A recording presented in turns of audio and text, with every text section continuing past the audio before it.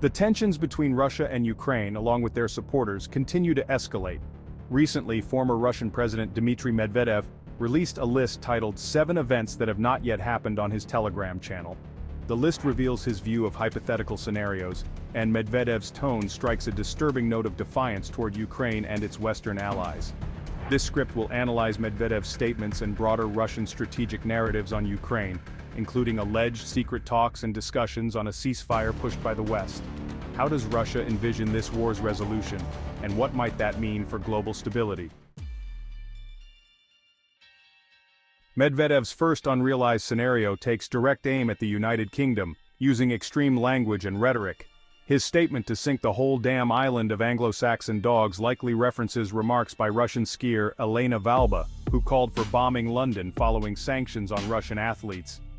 Medvedev's rhetoric escalated further with a chilling comment about reducing the UK to a wet stain on the map, underscoring his willingness to make provocative threats.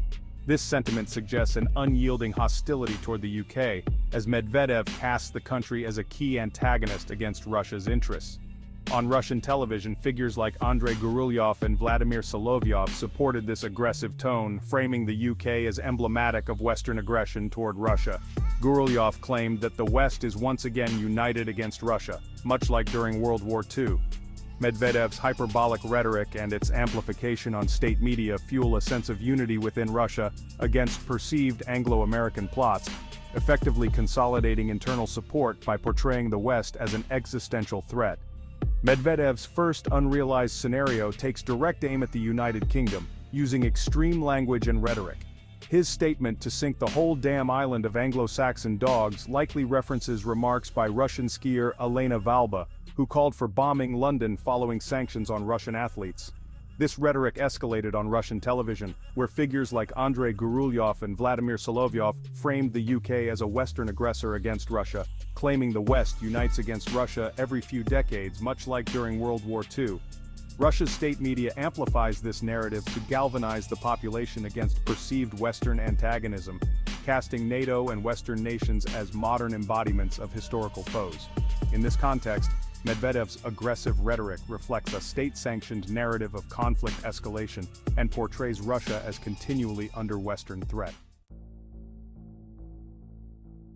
Another point on Medvedev's list targeted Latvian President Edgars Rinkēvičs, suggesting it would be preferable if he'd broken his neck rather than his arm. This attack stems from Rinkēvič's vocal support of Ukraine's resistance, specifically his remarks supporting Emmanuel Macron's assertion of setting red lines for Russia. Medvedev calls Latvia a non-existent country, extending his critique to any pro-Ukrainian sentiment coming from smaller European states as part of the West's alleged agenda to weaken Russia.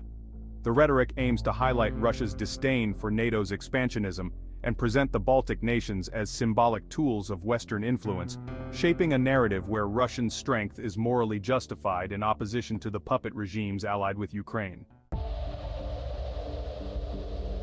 As rumors of secret peace talks circulate online, Medvedev and his allies frame these narratives as deceptive Western tactics aimed at dividing Russian society. Russia suggests that these alleged negotiations, supposedly initiated by Kyiv, are aimed at capitulation under Western pressures, allowing the West to keep Ukraine within its sphere of influence while setting up future conflict scenarios. A core part of this theory posits that Kyiv is holding discussions with its Western masters about surrendering roughly 20% of its territory to Russia, despite an apparent narrative that Ukraine is close to pushing back Russian forces. Moscow interprets these talks as the West's attempt to shield itself from direct conflict while encouraging a protracted standoff. Medvedev references Ukrainian MP Oleg Dunda, who had suggested shifting the war to Belarusian soil. Medvedev's reaction warns that Belarusian President Alexander Lukashenko might have every reason to turn to Russia to use tactical nuclear weapons stationed in Belarus. This response underscores Moscow's support for Lukashenko's authoritarian leadership, while invoking the nuclear threat as a deterrent against Ukrainian retaliation or escalation efforts. This exchange highlights the layered geopolitical dynamics involving Russia, Ukraine and Belarus, with Moscow's nuclear-capable arsenal positioned as a buffer against any destabilization that may threaten its alliances. Russian Deputy Foreign Minister Alexander Grushko's recent statements reinforce Moscow's belief that NATO is preparing for a direct conflict with Russia. Grushko points to NATO's posturing and ongoing military drills like Steadfast Defender, which he describes as simulations preparing for real-world engagement with Russia. The minister interprets NATO's gradual expansion in support of Ukraine as symbolic of an existential threat, with NATO's infrastructure development perceived as a framework for a future assault on Russian territory. Grushko suggests that the West's refusal to halt NATO's eastward expansion has left Russia with little choice but to consider defensive measures that may include preemptive actions, revealing Moscow's fundamental distrust of NATO. Russia's vision for a ceasefire is focused on avoiding a temporary peace. From Moscow's perspective, a ceasefire that leaves Ukraine partially occupied yet still aligned with NATO is unacceptable. Russian officials propose a demilitarized, non-aligned Ukraine to ensure that its security concerns are permanently addressed. Grushko's statements indicate that Russia views NATO's continued involvement in Ukraine as a precursor to further conflict, with Washington planning to reorganize and reinforce Kiev's military capabilities to re-engage Russia at a later date. This position rejects any ceasefire scenario that could be perceived as a tactical pause, framing Moscow's stance as one aimed at achieving a lasting peace that excludes Western interference. Russia asserts that a sustainable peace requires transforming Ukraine into a neutral zone, free from Western military infrastructure. Moscow's ultimate vision sees Ukraine returning to a pre-1991 status where it serves as a buffer between NATO and Russia. Medvedev and Grushko have both reiterated Moscow's insistence on NATO retreating to its 1991 borders to reduce tensions, reflecting a firm rejection of NATO's strategic expansion. Russia contrasts this security-first approach with Washington's alleged desire for a prolonged Cold War-style standoff in Europe, with the US profiting from arms sales and new influence in the region. Grushko's warning that NATO's absorption of Ukraine would bury the alliance under its rubble encapsulates Moscow's deep-seated fears of Western dominance in its neighboring countries. Medvedev's threats, combined with Grushko's strategic pronouncements, create a vivid image of Russia's defiance against perceived Western aggression.